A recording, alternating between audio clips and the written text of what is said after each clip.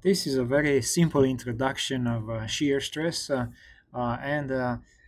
example, we have a scaffolding component here of just the wheel, and we recall in the previous videos that whenever we have that situation, we are generally making close cuts and we're finding, the uh, reactions from the ground. In this case is the weight of the whole scaffolding, in other words, is transmitted to the ground through, as we can see, this pin, which is said here it has a diameter of 4 millimeters.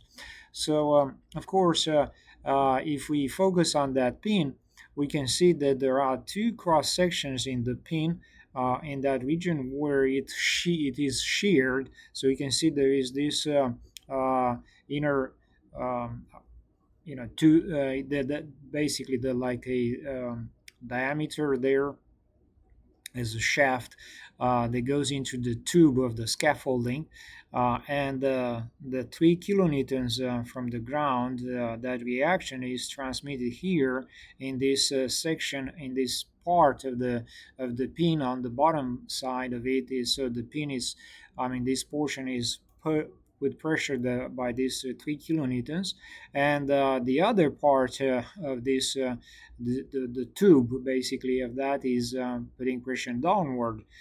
So the cross section area, we have two cross section areas here, one on the left and one on the right, where we have these areas as equal with pi r squared, as we knew. Those are where we have shear located in those cross sections. And if we are doing just a free body diagram, we can see that we need to balance that 3 kilonewtons by these two vertical forces that we call them shear forces. That V basically comes from that situation where lots of loads are taken in the vertical direction. And so it's very simple. When we do it that way, we write Newton second law to find the V first in order to figure out the stress in those cross sections. So we have that 3 kilonewtons minus two shear forces. We have one on the left, one on the right. Then we get, of course, V is 1.5 kilonewtons.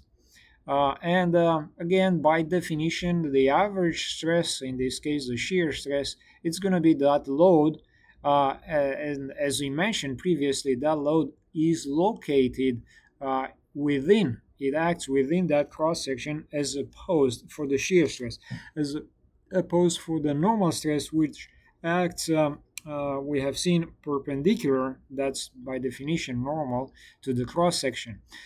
So we have exactly that, 1500 newtons. Here we put the area, and this is metric system. So mostly in the metric system, as I mentioned in the class, we are working in millimeters, not in meters, as we would think, because meters is very large as opposed to the dimension of the millimeter.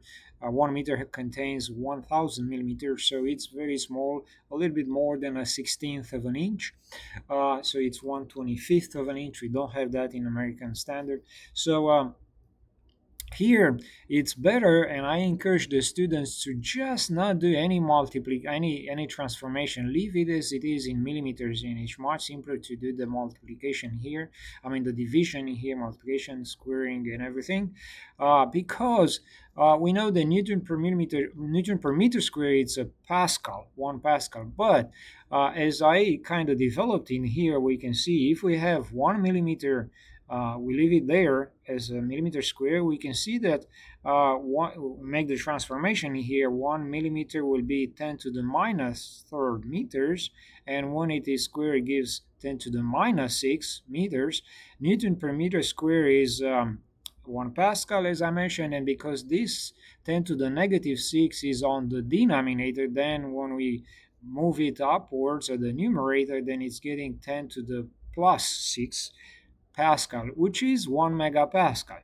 So the conclusion is that if we leave everything in millimeters and don't touch it, of course, only newtons will transform from kilonewtons to newtons, then Newton per millimeter, like we started here, it's 1 megapascal. So we get everything very easy, simple, the results in megapascal, which is 119.4 megapascal.